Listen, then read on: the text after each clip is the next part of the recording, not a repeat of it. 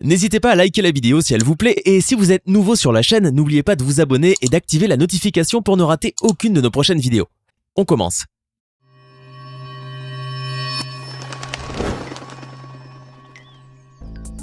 Bonjour et bienvenue à tous.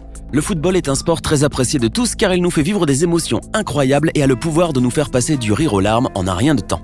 Et en parlant de larmes, le football ne nous réserve pas que des moments de joie et de triomphe. Il arrive parfois que, lors des matchs, qu'un accident vienne tout chambouler et vienne mettre fin à l'ardeur du jeu, ainsi qu'à l'euphorie des joueurs et des supporters. Voir notre footballeur préféré se tordre de douleur ou devoir être évacué du terrain lors d'un match important est un moment que nous redoutons tous. Pourtant, nous sommes obligés de l'accepter, car tout ça, c'est le football. Sortez vos mouchoirs, voici les 10 moments les plus tristes de l'histoire du football. Quart de finale de la Coupe du Monde 2014, Brésil-Colombie. Le joueur brésilien Neymar reçoit soudainement un coup dans le dos de la part de Zuniga et s'écroule immédiatement. Tout le stade retient son souffle alors que sa star est évacuée du terrain en toute urgence.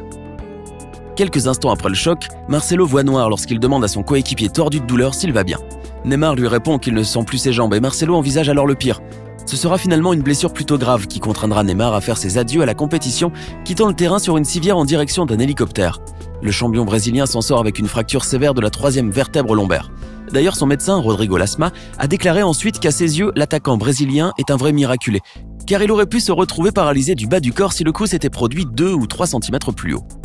Neymar fera finalement son grand retour sur les terrains 6 semaines après ce malencontreux accident. Lors de la finale de la Ligue des Champions 2018 qui opposait le Real Madrid à Liverpool, Mohamed Salah s'est blessé au bout de la 30e minute de jeu dans un choc avec Sergio Ramos.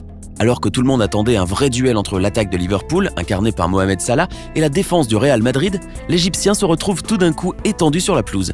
En effet, suite à un choc avec Sergio Ramos, Mohamed Salah rate sa chute et retombe mal au point de se blesser à l'épaule. Contraint de céder sa place à son coéquipier Adam Lallana, le meilleur buteur des Reds de l'époque sort du terrain en pleurs. Il y eut, suite à cet incident, une polémique quant au comportement du défenseur central espagnol à qui certains ont reproché d'avoir volontairement fait tomber l'Égyptien. Ramos s'est quant à lui justifié en déclarant que toute cette histoire a pris trop d'ampleur, alors qu'il s'agissait d'un choc comme il en arrive dans tous les matchs. Les blessures ne sont jamais les bienvenues lors des matchs, surtout lorsqu'il s'agit d'une rencontre très importante. C'est malheureusement ce qui s'est passé pour Lionel Messi le samedi 20 octobre 2018 lors de la confrontation entre le FC Barcelone et le FC Séville. Le joueur catalan s'est fracturé le bras suite à une mauvaise chute. Il a vu son bras droit se tordre en voulant amortir la chute après un contact violent avec l'un de ses adversaires au bout de la 17e minute. Suite au choc, Messi, gisant sur le sol, exude une grimace de douleur et doit accepter de se laisser faire entre les mains des soignants qui se sont précipités vers lui sur le champ. Il se fait bander le bras, pensant pouvoir poursuivre son jeu, mais visiblement la douleur aura raison de lui et le force à sortir du terrain. Le joueur catalan se résout avec aversion à céder sa place au Français Ousmane Dembélé, entré à la 26e minute de jeu alors que le Barça menait à ce moment-là 2-0. Un grand moment de tristesse pour tous les supporters du club, puisque tous les espoirs étaient fondés sur lui. Car en effet, le Barça devait aborder une semaine décisive face à l'Inter, puis contre un Real Madrid en pleine crise de résultats. Messi s'en sortira avec une fracture du radius au bras droit qui le privera du jeu pendant environ 3 semaines. Rappelez-vous, c'est peut-être l'image la plus terrible de l'Euro 2016. Cristiano Ronaldo en larmes, transporté sur une civière et blessé au genou gauche à la 25e minute de la finale de l'Euro 2016 contre la France. La superstar avait été touchée dès les premières minutes du match dans une collision avec Dimitri Payet. Avant de sortir définitivement, il était allé se faire soigner à 2 reprises sur le bord de la touche, la 2e fois le visage plein de larmes. Tout part d'un contact banal entre Payet et Ronaldo au bout de la 8e minute de jeu. Involontairement, les deux joueurs se cognent les genoux l'un contre l'autre. Sur le champ, le Portugais s'écroule mais l'arbitre ne siffle pas. Malgré la douleur, il reprend son jeu après s'être fait soigner sur le bord du terrain. Mais quelques minutes à peine après le premier choc, Ronaldo remet un genou à terre. Cette fois-ci, la douleur semble insupportable au point qu'il ne peut plus se retenir et éclate en sanglots devant des milliers de supporters. C'est la finale de l'Euro et peut-être encore plus qu'un autre, Cristiano Ronaldo a terriblement envie de la jouer pour peut-être offrir à son pays natal, le Portugal, son tout premier titre de champion d'Europe.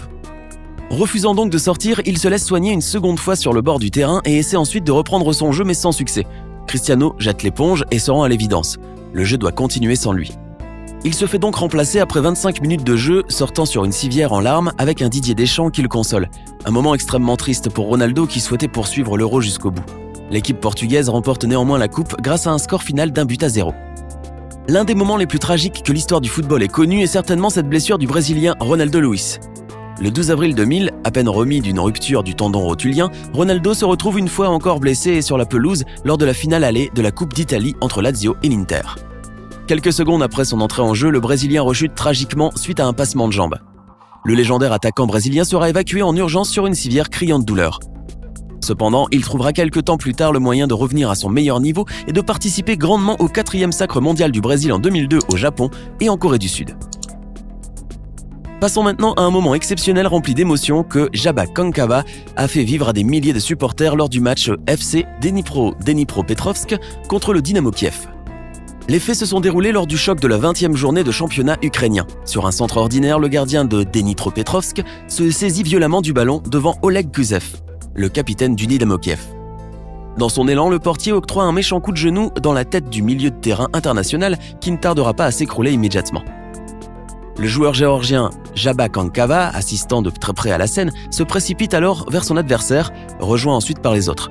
Il a heureusement la présence d'esprit de mettre Oleg Gusev en position latérale de sécurité et parvient à retirer la langue que le joueur venait d'avaler. Après quelques secondes, Oleg Gusev reprend conscience et quitte le terrain tout sonné, alors que le public du stade Dnipro Arena faisait une ovation au milieu géorgien. Plus de peur que de mal, Oleg Gusev s'en tire avec plusieurs commotions au visage et à la mâchoire. Un grand moment de panique qui a tenu tout le monde en haleine. Et pour l'anecdote, les joueurs du Dnipropetrovsk ont remporté le match 2-0. Encore l'un des moments les plus touchants de l'histoire du ballon rond.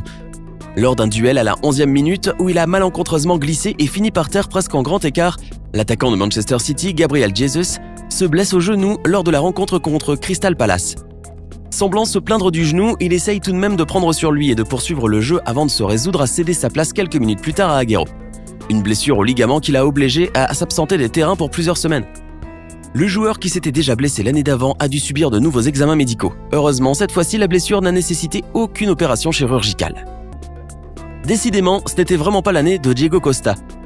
À peine remis d'une blessure, l'international espagnol a violemment heurté le poteau des buts adverses lors du match opposant l'Atlético Madrid à Getafe. Sur un centre-tir de l'un de ses coéquipiers, Costa se lance jambe en avant pour essayer de glisser le ballon dans le filet. Sa tentative ne sera donc pas vaine puisqu'il va effectivement marquer, mais dans son élan, il se retrouve incapable de freiner à temps et se heurte violemment contre le poteau gauche des buts de Getafe. Suite à cet accident, on aperçoit le joueur hispano-brésilien se tordre de douleur pendant de longues minutes avant d'être évacué sur une civière. Comme nous le montrent ces images, on voit clairement que le tibia gauche du buteur s'est ouvert. Mais sur son compte Twitter, le club de l'Atlético a rassuré ses fans en déclarant que la blessure n'était finalement pas très grave. Ouf! Alors secoué, lequel de ces moments tristes vous a le plus touché? Dites-le nous dans les commentaires.